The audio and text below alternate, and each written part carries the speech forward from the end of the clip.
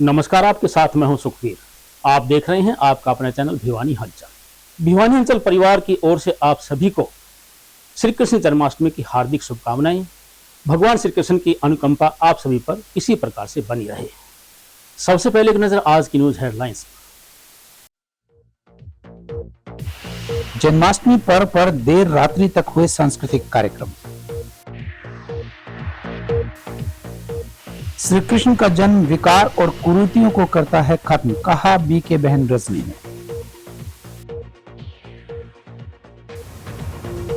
भिवानी की जीबीटीएल कपड़ा मिल में लगी आग। नंदी मुक्त होगा शहर, नगर परिषद ने चलाया अभियान।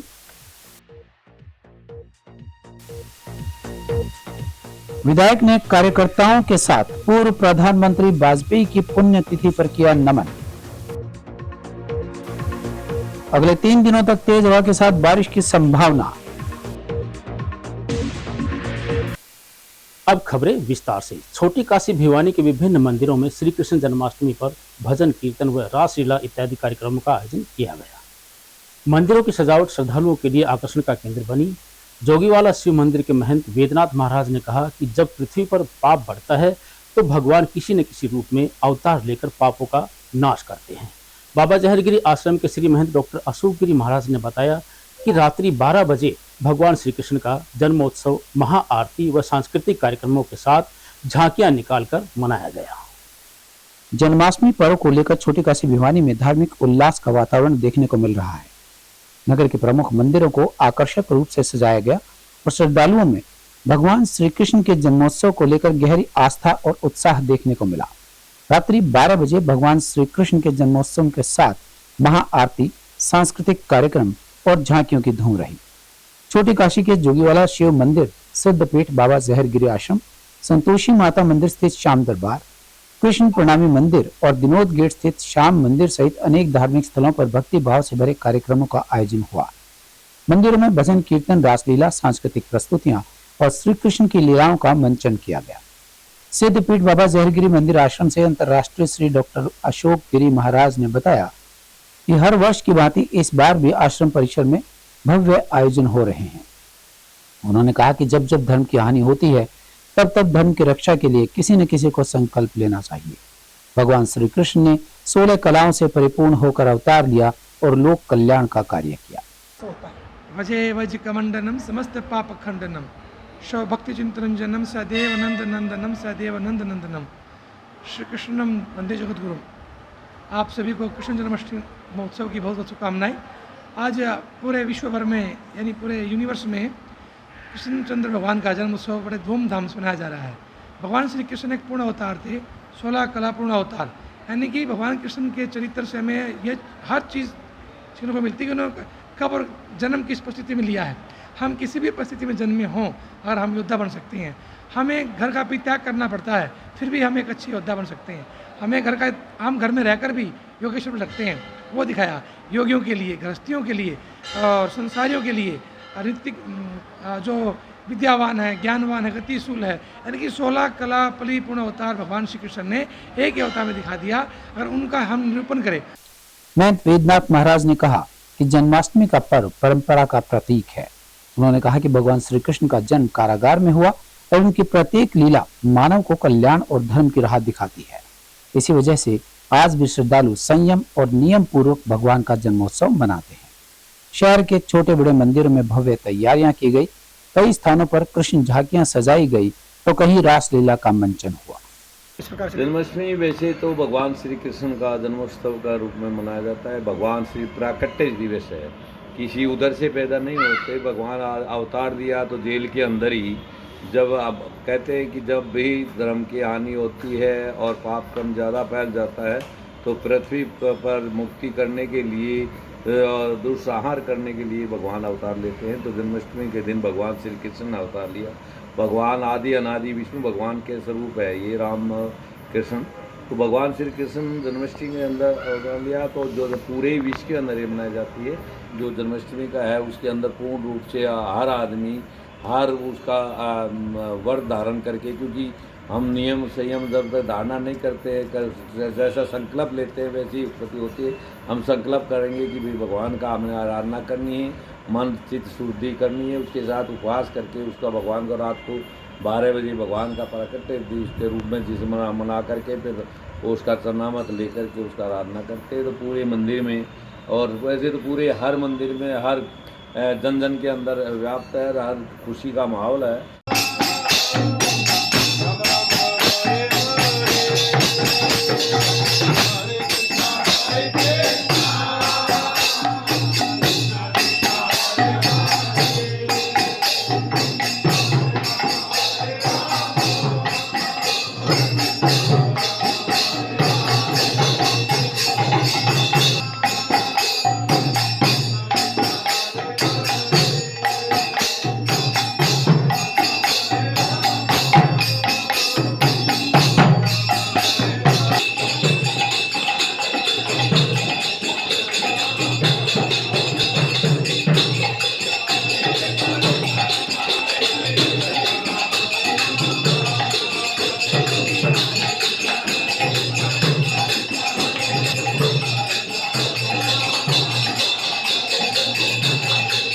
हरे कृष्णा। तो आप सभी भक्तों का स्वागत है आज के इस कृष्ण जन्माष्टमी महामहोत्सव में। आप सभी को जानकर हर्ष होगा, इस्कॉन भिवानी जो कि इस्कॉन भादुगढ़ का एक केंद्र है, यहाँ पर बहुत ही भव्य कृष्ण जन्माष्टमी महामहोत्सव मनाने जा रहा है। तो आप सभी आज 16 अगस्त शाम को 6 बजे से ये कार्यक्रम स्टार्ट होगा। तो आप सभी भिवानी वासियों का स्वागत है और आपसे निवेदन है आप आए और भगवान की कृपा प्राप्त करें। ये बहुत ही भव्य प्रोग्राम किया गया है। इसमें देश विदेश से जो फूल आए हैं उससे भगवान का झूला और दरबार सजाया गया है। आप सभी भक्तों के लिए प्रसाद में फ्रूट की और ठंडाई की व्यवस्था है और बहुत ही सुंदर बच्चों के द्वारा सांस्कृतिक कार्यक्रम नृत्य नाटिका पेश की जाएंगी जो कि भगवान की लीलाओं पर आधारित होंगी। हमारे इस्कॉन के फाउंडर आचार्य श्रील प्रभुपाद जी ने बताया है कि जो भगवान के दिव्य उत्सवों में भाग लेता है और भगवान के लिए कुछ तपस्या करता है, उसके जन्मों जन्मों के पाप कट जाते हैं और वो भगवान के धाम को प्राप्त होता है। तो आप सभी से निवेदन है आप आए और इस उत्सव में भाग लें और अपने जीवन के लक्ष्य को प्राप्त करें। आपसे एक निवेदन है कि आप आए तो भगवान के लिए यहाँ पर 108 भोग लगाए जाएंगे। आप भगवान के लिए कुछ भोग भी ला सकते हैं जिसमें फ्रूट या कुछ भी अपने घर से बना के लाएं, सात्विक भोजन भगवान के लिए। और इसमें आप फ्रूट ला सकते हैं, ड्राई फ्रूट ला सकते हैं। बहुत ही सुंदर झूला सजाया गया है, भगवान का झूला झुला सकते हैं और भगवान की कृपा प्राप्त करें। रुद्रा कॉलोनी के प्रजापिता ब्रह्मा कुमारी ईश्वरीय विश्वविद्यालय की दिव्य भवन में श्री कृष्ण जन्माष्टमी के अवसर पर रंगारंग कार्यक्रमों का आयोजन किया गया।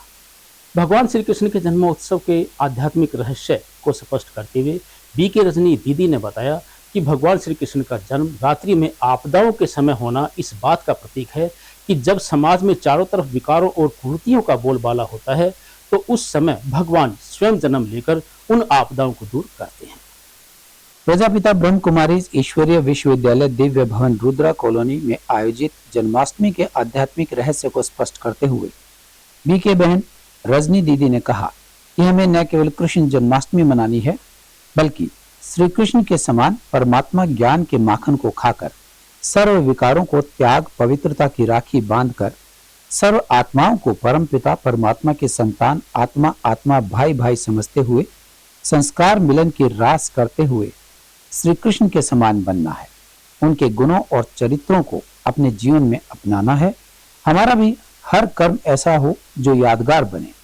आश्रम में श्री कृष्ण को कालिया नाग के सिर पर डांस करते हुए दिखाया गया है जो कि उनके द्वारा विकार रूपी सर्प को अपने वश में करने का प्रतीक है। वहीं इस अवसर पर भाजपा के वाइस प्रेसिडेंट एवं जिला पार्षद शालू अरोड़ा ने दीप प्रज्वलित किया और जन्माष्टमी की हार्दिक शुभकामनाएं दी। नन्हे मुन्ने बीके भाई बहनों ने एक लघु नाटिका भी प्रस्तुत की और राधे कृष्ण के परिधान में नृत्य भी किया। वैसे तो जन्माष्टमी का त्योहार पूरे भारतवर्ष में मनाया जाता है और जन्माष्टमी विशेष तौर पे श्री कृष्ण जिसको हम माखन चोर, नंदलाल, केशव, मुरारी अनेक नामों से पुकारते हैं। तो जितने इसके नाम हैं और जितने इसके मंदिर और पूजा है उतनी और किसी देवी देवता की नहीं होती। तो जन्माष्टमी हमको एक संदेश देता है कि हमारे जीवन में हमको भी ऐसे ही कर्म करने चाहिए जो हम श्री कृष्ण जैसे कार्य करके संसार के अंदर अपनी श्रेष्ठता, अपने अंदर अपने गुण, दृढ़ता और सबके प्रति स्नेह हम प्राप्त कर सकें। तो श्री कृष्ण एक ऐसा माध्यम भी कहेंगे हमारे हिंदुस्तान में जो अपने हर कर्म, अपने हर चरित्र को एक यादगार बना देता है। जैसे सर्प के ऊपर उसने डांस किया, तो वो सर्प क्या है? वो सर्प है हमारे अंदर जो अवगुण है, विकार हैं, बुराइयां हैं, उसको जिसने जीत लिया, जिसने उस पर विजय पाली, वो बन सकता है कृष्ण, वो बन सकता है श्याम सुंदर, वही बन सकता है मुरारी। इसलिए उसको बांसुरी बजाते हुए भी दिखाया है कि हर परिस्थिति में मुस्कुराना सीख लें, चैन की बांसुरी बजाना सीख लें। तो इसलिए इस दिन झूला भी झुलाया जाता है। झूला झुलाने के पीछे भी उद्देश्य यही है कि हम बातें आएंगी, कभी ऊपर ले जाएंगी स्थिति को, कभी नीचे ले आएंगी, लेकिन उसका हम आनंद लें, मुस्कुराते रहें। इसलिए जन्माष्टमी का त्योहार हम मना रहे हैं। भिवानी की जीबीटीएल मिल की डिजाइन एंड डेवलपमेंट ऑफिस में अज्ञात कारणों से आग लग गई। आग की सूचना मिलते ही दमकल विभाग की गाड़ियां व पुलिस टीम मौके पर पहुंची। इस बारे में मिल के जीएम कौशल तंवर और थाना शहर प्रभारी सत्यनारायण ने बताया कि दमकल विभाग और मिल के फायर सिस्टम कर्मचारियों के समन्वय से आग पर काबू पा लिया गया है। पुलिस विभाग के द्वारा आग लगने के कारण और नुकसान की जांच की जा रही है। शॉर्ट सर्किट के चलते सुबह सवेरे ही जीबीटीएल मिल के डिजाइन एंड डेवलपमेंट ऑफिस में आग लग गई। कपड़ा मिल के इंटरनल फायर सिस्टम ने बेहतर काम किया और मात्र आधे घंटे में ही आग पर काबू पा लिया गया। थाना शहर प्रभारी सत्यनारायण ने कहा कि उन्हें सुबह 8 बजे सूचना मिली थी भिवानी की जीबीटीएल मिल में आग लगी है, जिसकी सूचना पर दमकल विभाग और पुलिस की टीम मौके पर पहुंची और आग पर काबू पाया गया। उन्होंने कहा कि मिल का फायर सिस्टम ठीक से काम कर रहा था, जिससे आग पर काबू पाया जा सका। वहीं मैनेजर कौशल तंवर ने भी जानकारी देते हुए बताया कि उन्हें मिल में आग लगने की सूचना मिली थी, जिससे मौके पर पहुंचकर आग पर काबू पाया गया। उन्होंने भी कहा कि हमारा फायर सिस्टम बहुत ही अच्छा है, जिसके कारण जल्द ही आग पर काबू पा लिया गया। करीब 35-40 मिनट पहले हमें कंट्रोल रूम के माध्यम से सूचना मिली थी कि जो हमारा बीटीएम मिल है, भिवानी की सबसे बड़ी वर्किंग फैक्ट्री है, उसमें गोडाउन के अंदर शॉर्ट सर्किट की वजह से आगजनी हुई है। उसकी सूचना पाकर तुरंत हमने जो फायर ब्रिगेड को इन्फॉर्म किया। फायर ब्रिगेड भी मौके पे पहुंचे और यहाँ का हमारा जो बीटीएम मिल में पहले जो हमने चेक किए हैं, जो फायर सिस्टम है, फायर कंट्रोल सिस्टम बहुत अच्छा है, तो उसने पूरी तरह से काम किया और फायर जो आगजनी हुई थी उस पर पूर्ण रूप से काबू पाया गया। 35-40 मिनट पहले हमें सूचना मिली थी, तो तुरंत सभी एक्टिव हो गए थे और अंडर कंट्रोल है, अब आग बुझा दी गई। मैं अपने कौशल जी बताएंगे जो बीटीएम मिल है। सुबह 7 बजे के आसपास जो है जो फायर की सूचना मिली हम लोगों को, और हमने उसी टाइम फायर ब्रिगेड को इन्फॉर्म किया और टाइम पे सब आ गया। फायर हमने पहले ही बुझा ली थी। हम लोगों के पास फायर फाइटिंग की बहुत अच्छी टीम है, तो हमारा डिजाइन एंड डेवलपमेंट ऑफिस है, वहां पर आ गई। अभी ये बताया नहीं जा सकता, इसका असेस कर रहे हैं। भिवानी नगर परिषद ने शहर के चौक चौराहों व आम रास्तों पर खड़े आवारा पशुओं को पकड़ने का अभियान चलाया। इस बारे में नगर परिषद चेयरपर्सन प्रतिनिधि भवानी प्रताप सिंह ने कहा कि राहगीरों को आम रास्तों से आवारा पशुओं की समस्या से छुटकारा मिल जाएगा। उन्होंने पशुपालकों से अपने पालतू पशुओं को खुला नहीं छोड़ने की अपील की है। वहीं आवारा पशु सांड व गायों को पकड़कर गौशाला व नंदीशालाओं में छोड़ा जा रहा है। नगर परिषद ने अभियान चलाकर करीबन 1 दर्जन से ज्यादा आवारा पशुओं को पकड़कर नंदीशाला में छोड़ा। नगर परिषद चेयरपर्सन प्रतिनिधि भवानी प्रताप सिंह ने कहा कि शहर के विभिन्न इलाकों में चारा काटने के लिए स्थापित की गई चारा मशीन संचालकों से आग्रह है कि वो सड़क किनारे व चौक चौराहों पर पशुओं के लिए चारा न रखें। अगर किसी व्यक्ति को पशुओं को चारा खिलाना है तो वे नंदीशाला या गौशाला जाकर उन पशुओं के लिए चारा डलवा दें, ताकि शहर की सड़कों पर आवारा पशुओं से होने वाली परेशानियों से बचा जा सके। नगर परिषद के कर्मचारियों ने शहर में अभियान चलाकर करीबन 1 दर्जन से ज्यादा नंदी वे सड़कों पर घूमने वाले आवारा पशुओं को पकड़ा और वाहन में बैठाकर नंदीशाला में छोड़ा गया। वहीं इस दौरान नगर परिषद चेयरपर्सन प्रतिनिधि भवानी प्रताप सिंह भी मौजूद रहे। उनका तर्क था कि जब तक सभी आवारा पशुओं को नहीं पकड़ा जाता, तब तक उनका यह अभियान जारी रहेगा। नगर परिषद के अधिकारियों ने कहा कि जिन पशुओं का कोई मालिक नहीं है, उन पशुओं को पकड़कर नंदीशाला व गौशाला में छोड़ा जा रहा है। साथ ही लोगों से पशु न छोड़े जाने की गुजारिश भी की जा रही है। नगर परिषद ने शहर के पशु पालकों से आग्रह किया कि वे किसी भी सूरत में अपने पशुओं को सड़कों पर न छोड़ें।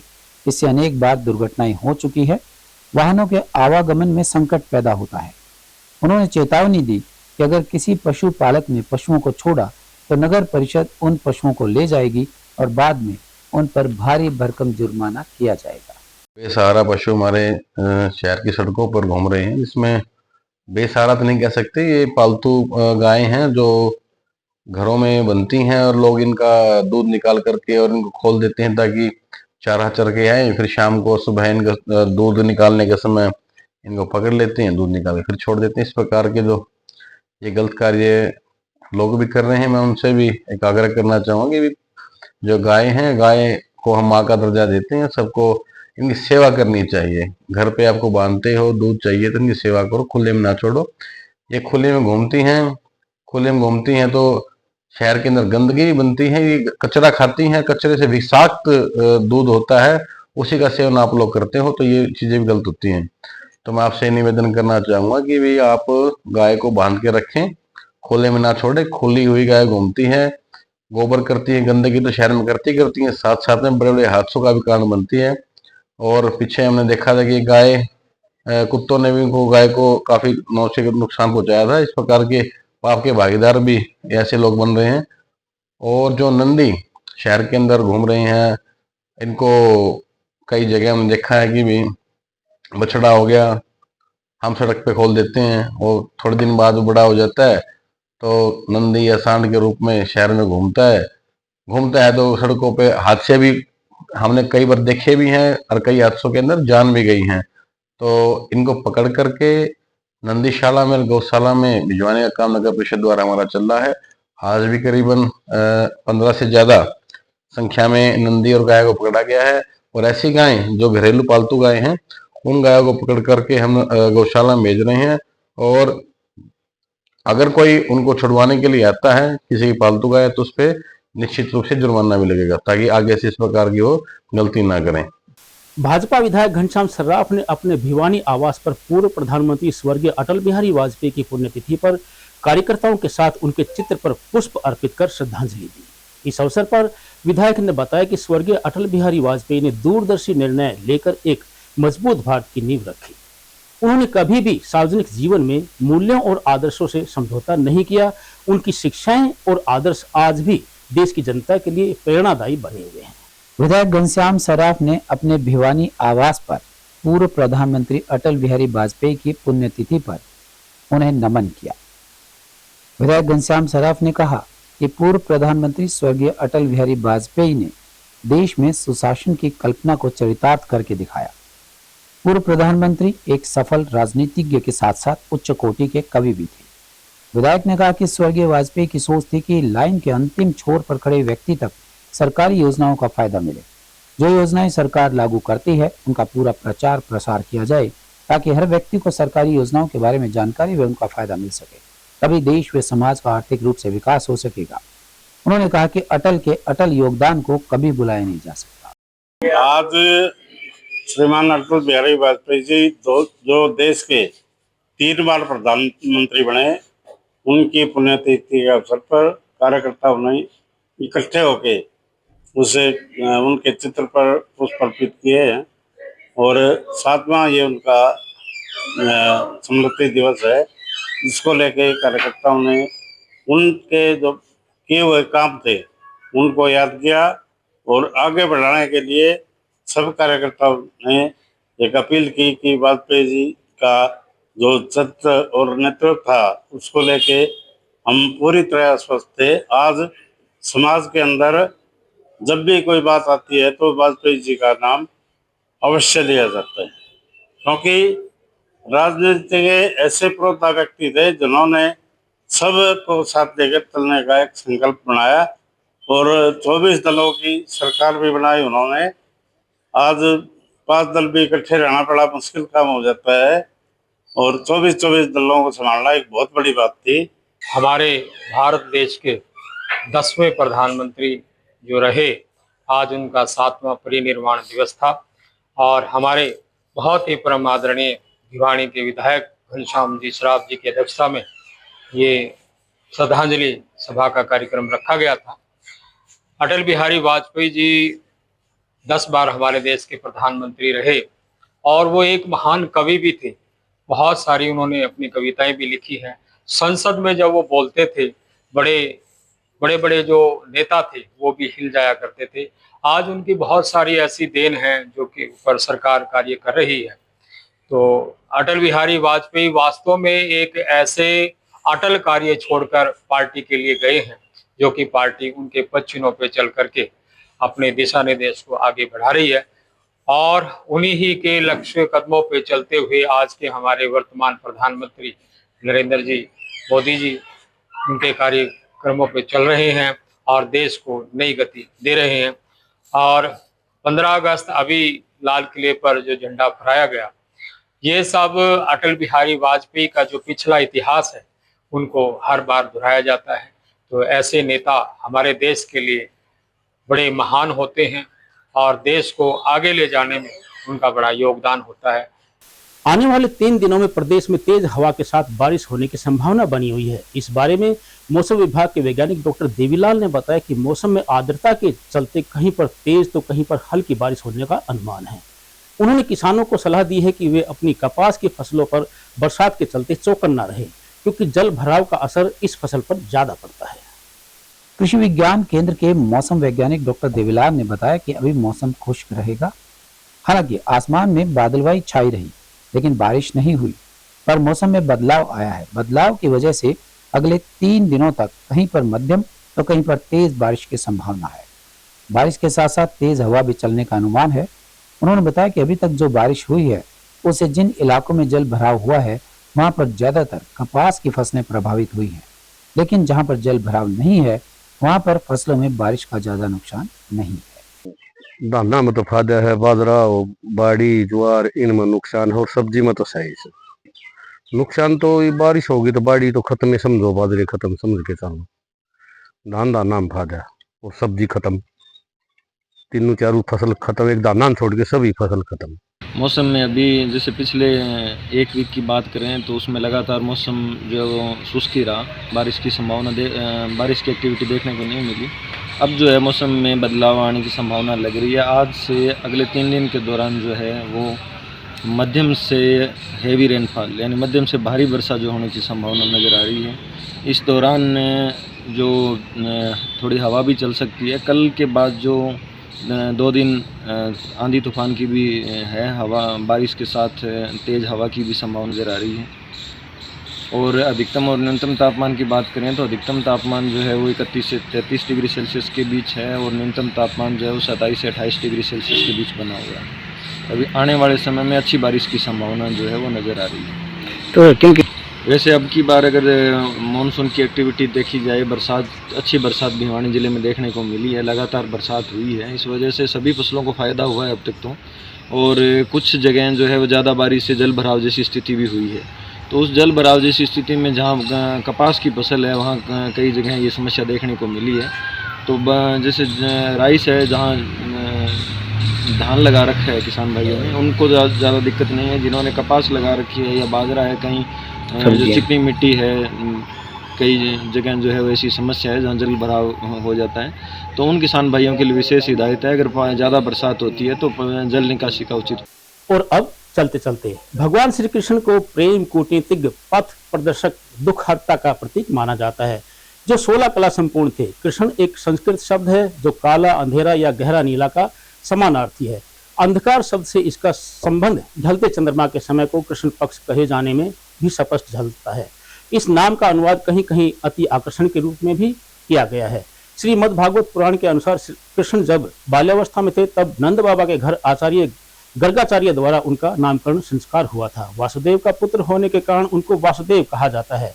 कृष्ण नाम के अतिरिक्त भी उन्हें कई अन्य नामों से जाना जाता है जो उनकी कई विशेषताओं को दर्शाते हैं। सबसे व्यापक नामों में मोहन, गोविंद, माधव, गोपाल प्रमुख हैं। कृष्ण को अक्सर मोर पंख वाले पुष्प या मुकुट पहनकर चित्रित किया जाता है और अक्सर बांसुरी बजाते हुए उनका चित्रण हुआ है। इस रूप में आमतौर पर त्रिभंग मुद्रा में एक पैर को दूसरे पैर पर डाले चित्रित है। कभी कभी वह गाय या बछड़े के साथ होते हैं, जो चरवाहे गोविंद के प्रतीक को दर्शाती है। अन्य चित्रण में वे महाकाव्य महाभारत के युद्ध के दृश्यों का एक हिस्सा है। वहां उन्हें एक सारथी के रूप में दिखाया जाता है, विशेष रूप से जब वह पांडव राजकुमार अर्जुन को संबोधित कर रहे हैं, जो भगवत गीता को सुनाते हैं। इन लोकप्रिय चित्रणों में कृष्ण कभी पथ प्रदर्शक के रूप में सामने प्रकट होते हैं। कृष्ण की पूजा वैष्णववाद का हिस्सा है, जो हिंदू धर्म की एक प्रमुख परंपरा है। कृष्ण को विष्णु का पूर्ण अवतार माना जाता है। हालांकि कृष्ण और विष्णु के बीच का सटीक संबंध जटिल और विविध है। कृष्ण के साथ कभी कभी एक स्वतंत्र देवता और सर्वोच्च माना जाता है। जयदेव अपने गीत गोविंद में कृष्ण को सर्वोच्च प्रभु मानते हैं, जबकि 10 अवतार उनके रूप हैं।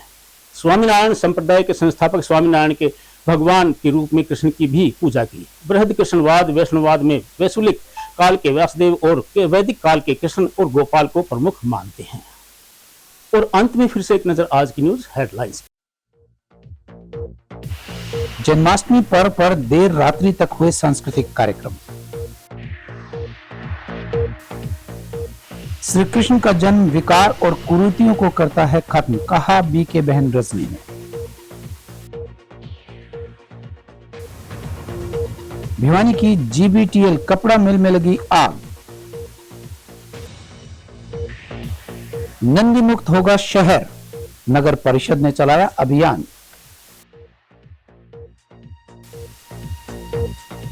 विधायक ने कार्यकर्ताओं के साथ पूर्व प्रधानमंत्री वाजपेयी की पुण्यतिथि पर किया नमन।